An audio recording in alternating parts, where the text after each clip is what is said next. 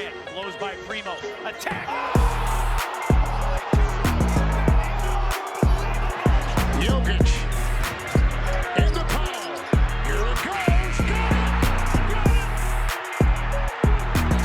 Denver has won. But that's my stubborn side. Like, it's easy to go somewhere and go win a championship with somebody else. It's easy. But this is the hard way to do it, and we did it. We welcome you in to the Small Ball Podcast alongside Trevor Mikulan, Christian Dennis. I'm Scott Ayers. We have the great producer Andy behind the scenes. Say hello, producer Andy. Great job, producer Andy. We are continuing our road tour among the U.S., but we're not taking a van this time. Chicka, chicka, chicka, chicka, chicka, chicka, chicka, chicka, chicka, chicka, chicka, chicka, All aboard! I already did the horn. yeah. Oh, I thought that was the brakes. Oh, yeah.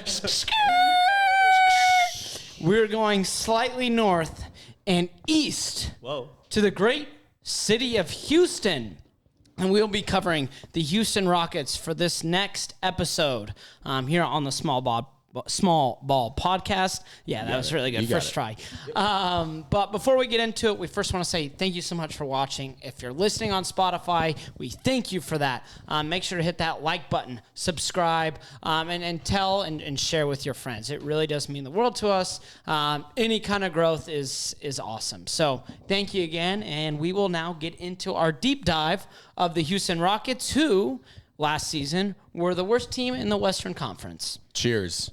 Cheers to the Houston Rockets. Not only were the worst team in the West, they were the worst team in the NBA. Only 20 wins for the Rockets. And what did they get? They got the number 3 pick in the NBA draft. And it was definitely a roster that you look at, a lot of young pieces, hopefully building some stepping stones, but not much more other than that. Yeah, I mean the Rockets are just a young team that started the rebuild, and it can only go up from here. Hopefully, Yeah. I think they have really good pieces with Jalen Green as kind of their ideal, I guess, number 1 guy that they're gonna rock with right now, and then you have another guard with KPJ in the backcourt, and just kind of continue to get those two playing basketball together and growing chemistry and kind of let them, roll the ball out there and see what they can do. Because, I mean, like I said, can only go up from here. Yeah, and in these deep dives, we kind of cover the past season. But for Houston, there really wasn't much. Christian Wood was Christian Wood. You had some flashes from Jalen Green, which is great. I know he battled with just being inefficient as well at times, but a younger guard, so still averaging over 17 points per game in his first season. That's some promising numbers right there for Houston. So let's just go right into their offseason. And it was an offseason with some big draft picks, but also some guys who they said farewell to, Christian Wood being one, and they actually also get rid of John Wall. He goes to free agency and signs with the Clippers. And that almost kind of feels like a sigh of relief for Houston, because that was a massive contract that now he's with LA for. Yeah, I like the move. They're committing to the rebuild. They're committing to Jalen Green and the other young assets that they have and saying, all right, this is your guys' team. We are rebuilding. It's a clear move from the front office. So I commend them for that. You love to see that in the NBA with trading Christian Wood to Dallas. We'll talk about them, but that's exciting for them in another episode.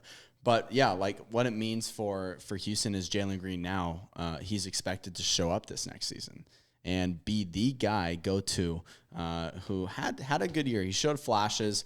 He's a little inconsistent, but 17 points per game on 34% from deep, so not too good there, and then 50% from the field. So excited to see what he can do next season. Is he a surefire star? Houston fans seem to think so. And I know, Christian, you're high on him. So, Yeah, I mean, I follow a lot of Houston Twitter, and I just see kind of how they talk about Jalen Green, and they're obsessed with this guy. They think that he's the real deal. A lot of people think he's like the next Kobe type player, which is he's 19. Like, let's slow it down a little bit. Let's not kind of set those expectations for him and then have it just crash and burn, and it's just a disappointment. So as long as he continues to develop, he's going to be great. I think what I'm most excited for this year, though, from a returning player, is seeing the development with Alperen Sengun. You know, they trade Christian Wood, they give him time to now go out there and play and be the starter.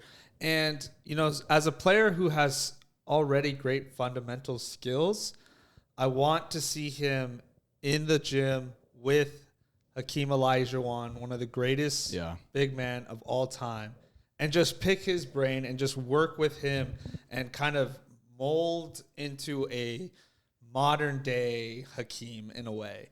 And, you know, if he can take that jump, that's going to be huge for the development of the Rockets. Because then you have your two guard of the future with Jalen Green, and then you have a solid big who you can kind of rely on. And then you throw in your pieces like Jabari Smith, Kevin Porter Jr., Tari Eason, Ty Washington, Josh Christopher. You know, the list kind of goes on with some of these younger guys.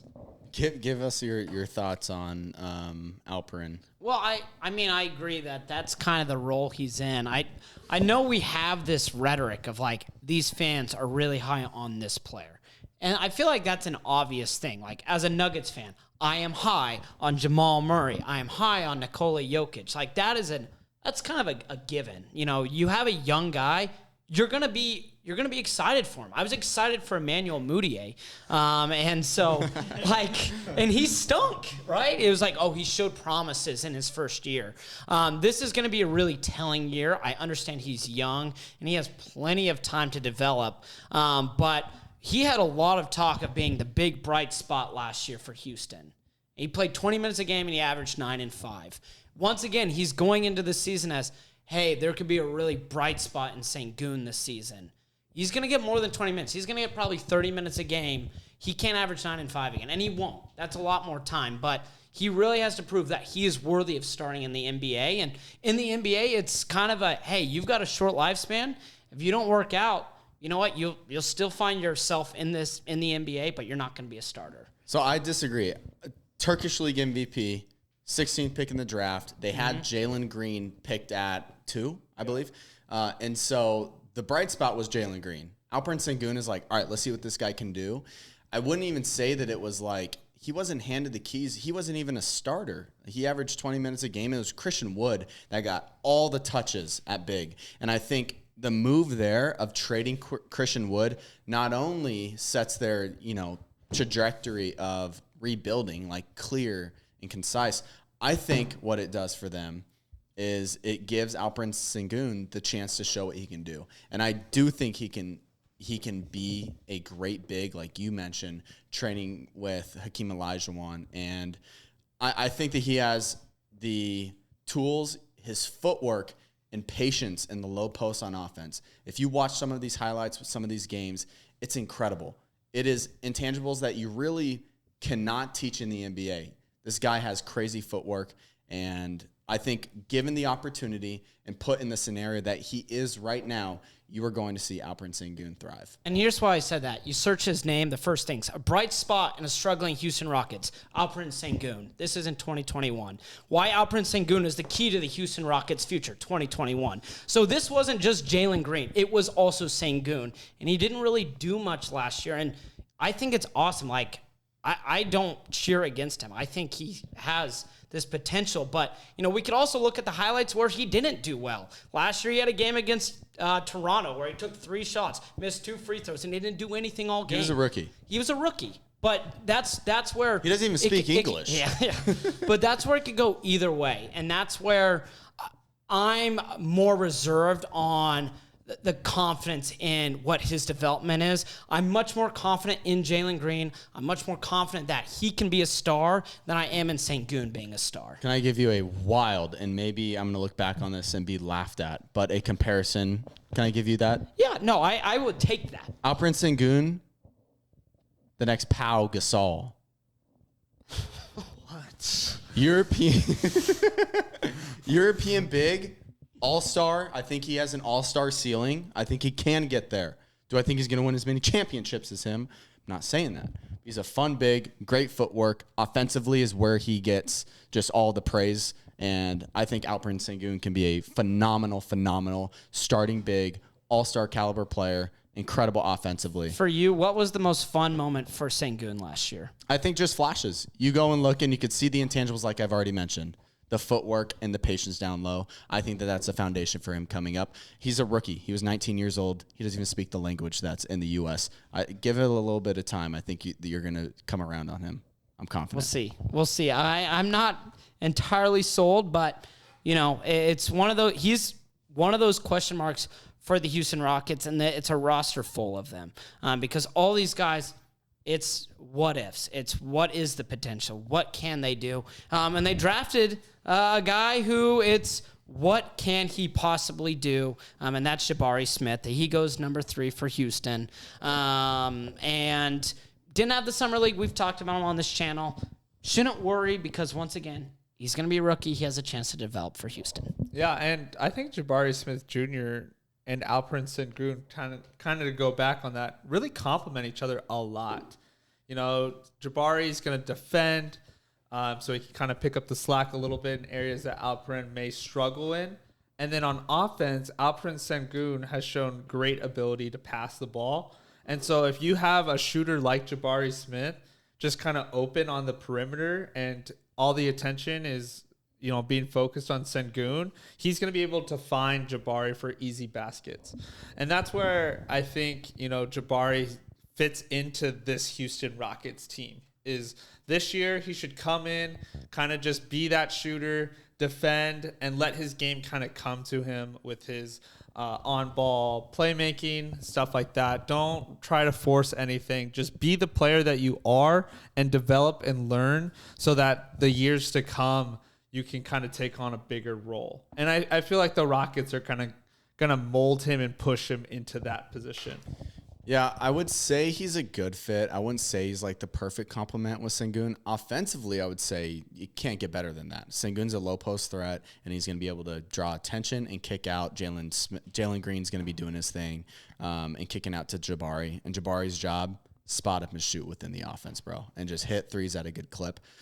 Defensively, Jabari's great on ball, but he's not really a rim protector. Perfect fit, absolutely perfect fit with Sengun would be a guy like Triple J and Jaren Jackson. He would just be the perfect fit. Rim protector, can stretch the floor.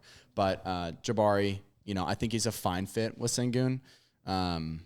He has an exciting path ahead with the Rockets. I think it's a good fit, and we should see him play well. And I think a pick that more Houston fans are talking about is Tari Eason from LSU, the 17th overall pick. And he had a great summer league to a point where you were seeing fans saying, like, maybe he's the guy we should be the most excited about. And I think there's cause for that. I think in summer league, pump the brakes a tad. But this is another player where you're like, okay, maybe this is something that Houston might have. Yeah, defensively just brings so much energy to the court and can stretch the floor. And he did a lot. He brought what he did at LSU to Houston in the summer league games. And I do think that that's going to translate to the NBA. Yeah, I mean, the big thing for him, I feel like, is just learning how to use his aggression, because at LSU, he fouled a lot. So if he can kind of dial back and be smarter defender and not have to pick up these ticky-tack fouls just from being aggressive and kind of over-committing, he's going to be a tremendous basketball player, and he's going to be a great sort of like 3-and-D guy. I'm not going to compare him to Kawhi, but he's going to be that kind of defensive stopper for your team. And every team is going to need a guy who's 6'8" and can defend your best player. That's just the way the NBA is going. Yeah. And Houston rounded out the first round with Ty Washington. So they get 3 first-round picks, Ty being at that point guard position. And so now Houston, who 2 years ago, they went 17-55. Last year, 20-62. What is the expectation for the Rockets? We talked about in our last show, the Spurs most likely are going to be the worst team in the Western Conference, but I do think Houston might be kind of flirting with that. Not because they have a really bad roster, but it's a really young roster. And with that, this is going to be a huge developmental season for the Rockets. Yeah, I feel like the Houston Rockets they're going to be better this year, but not much better. And, I think that's totally fine because this year it's all committing to letting the young guys play.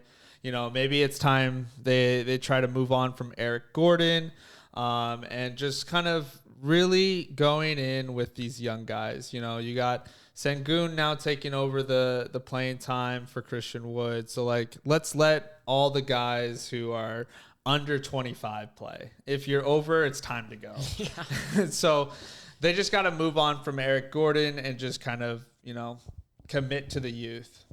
Yeah, now that DJ Augustine isn't on the team anymore, they're really going to struggle this year. But they have Trey Burke. But they have Trey Burke now, so I don't know. Maybe Trey Burke can carry this team to 23 wins, maybe. I agree with you, Christian. I think that they need to commit to rebuilding, commit to giving these younger players time. They had 3 first-round picks. You got to give these guys time, and especially the guys that we highlight, Jabari Smith Jr., Alperen Sengun, and Jalen Green. Let's see what those guys can do. Let's see what they're made of. And from there, we'll see what happens with Houston. Yeah, and that's kind of the cool thing is when you have all these young guys, you can get we're going to see some weird starting fives, I think. Unless Houston is just surprising and they're like 2 wins away from the play-in and you're like, okay, what are they going to do? But I think that we're going to see just maybe a rotation of different guys in that starting 5 just to really get a better idea of what they're working with. I don't see them making any big moves outside of you've got to find a way to trade Eric Gordon. He's eating up contract space. He's getting old, and he needs to be on a contending team. He's not going to do that in Houston. So that, I would say, is the biggest thing for Houston this season is develop their guys. They obviously signed a great player in Bruno Fernando. And just to really see what you're working with. Yeah, I will say with the Eric Gordon talk, there are contenders out there that are interested in him. You mentioned 3-and-D. Shooting is a commodity that is attractive in the NBA. You need it. And the only thing with him is his atrocious contract. And finding a suitor for that's going to be really hard to salary match. So I don't know if that deal gets done. I mean, they're obviously wanting it to happen. And as far as compensation for that, if you're Houston, you want draft capital or some kind of young asset. It doesn't have to be a first-round pick or anything like that, but get something back for Eric Gordon because he is still holding value as a guy that can shoot for a contender. Yeah. No, I completely agree. So with that. Fun fact, Andy. Oh, Andy. Yes, we can conclude. Andy, you've been sitting on this fun fact all show. You have the green light, as everyone knows. Green light, go ahead. Okay, so I did 48 hours of research. Wow, okay. To find the juiciest fact of the Houston Rockets. All right. Okay, in all your search, what did you find? A while ago, Tracy McGrady scored 13 points in 33 seconds. It was the craziest clip I've ever seen. Are you serious? Took me 2 days to find that. 48 hours. Holy cow. Didn't you have one other big fun fact? Yes, in 1968 through the 1969 season, they were called the Houston Mavericks. Wow. Andy. You said it only took 48 hours to find that? No, I found that one in 4 minutes. And that is the power of the internet, and that is why our producer Andy always has the green light. So with that being said, a perfect way to cap off this tour here in Texas. The Mavs, they'll be covered down the road. But for the great Trevor Mickelin and Christian Dennis, we've got producer Andy behind the scenes. We say so long for now, and we will see you next week. Houston, we have a problem.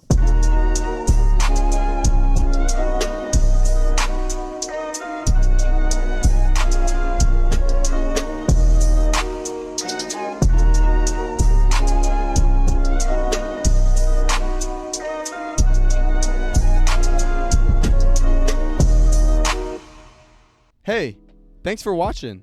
Before you leave, make sure you like and subscribe. We're the only NBA show that focuses only on covering small to mid-market teams. Make sure you follow us on Instagram at Small Ball Podcast. Have a great day.